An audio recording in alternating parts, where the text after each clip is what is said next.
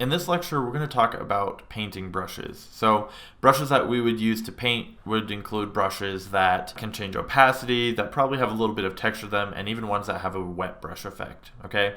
Now, painting brushes is probably the broadest category of brush that there is out there because you can use really just about anything. Some of them are going to be better than others, but there are a few key things that we want and that are necessary to be able to paint well, okay? So, looking at this, one of them is actually the same one we used for sketching, right?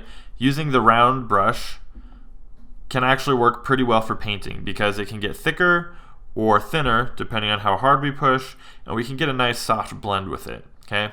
So you can see here, if I go from this blue, I can blend it out the softer I press, and that's what we want, right? We want something that allows us to get a pretty decent gradient without having to get too choppy or work with our sliders over here too much, right? We want to keep it nice and efficient, okay? So round brush, even though we used it for sketching, it could be a great one for painting as well, okay?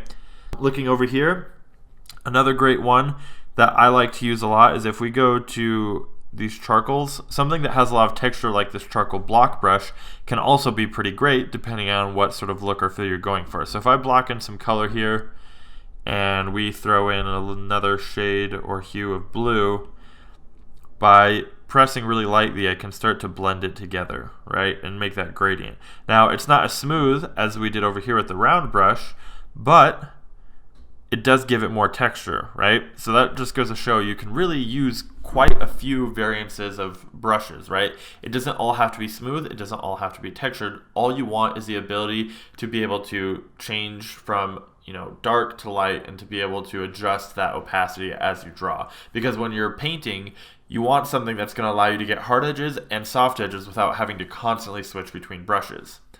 So this is a perfect example. You can see we can either get a really crisp, clean edge along that blue line, or we can have it fade into that gradient, okay?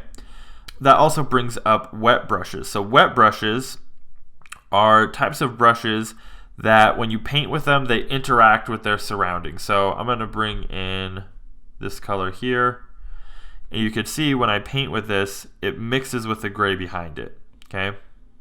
This is what a wet brush is, okay? These are good for painting because they can help it seem less digital and feel a little bit more organic. So when I'm painting this, for example, normally if I was painting with a different brush, all I would get would be this gradient effect like I had over here. But because I'm using a wet brush effect, I can blend it as I paint and it will mix the colors together for me. Okay, and that will give us a much more organic brush stroke look, okay? But you can see I have a little bit less control, right? It's not quite as smooth. Even though it's blended, it still feels like there's a lot of brush strokes in there, which is why there's tons of different options, right? Maybe I don't want something with as harsh of a brush edge as that. I can go with this acrylic one, which is a similar thing, but it's a lot smoother, right? There's a lot smoother blend to it, okay? So those are the things that you're mostly going to be looking for in a paintbrush. The difference between a painting brush and a sketching brush is, for example, with this fat pencil, it doesn't really get super large, and I have a pretty hard time actually blending because it doesn't really get lighter, it just gets thinner, as you can see, which means I have to put my strokes closer and closer together to really get a gradient. That's not what we want to have to do at all. What we want to be able to do is just push lighter, and then in response, it will make it so that our brush marks are lighter instead of getting smaller, as you can see here, right? That's what we're looking for. So those are some things to keep in mind when you're looking for a painting brush. Once again, remember, it doesn't matter so much about the specific brush, right? I know already I'm going to get a bunch of people asking me, what brush are you using? What brush are you using? It doesn't matter that much as long as you're using a brush that gets the properties you need, okay? You can use any brush, right? There's tons of different brushes out there. You don't have to use the same ones, okay? Now, if you've experimented a lot and you really want to know what brush I'm using, that's fine, but just remember, it's not so much about the brush as it is about your ability to do stuff with that brush. So anyways, that's it for this lecture, and I'll see you guys in the next one.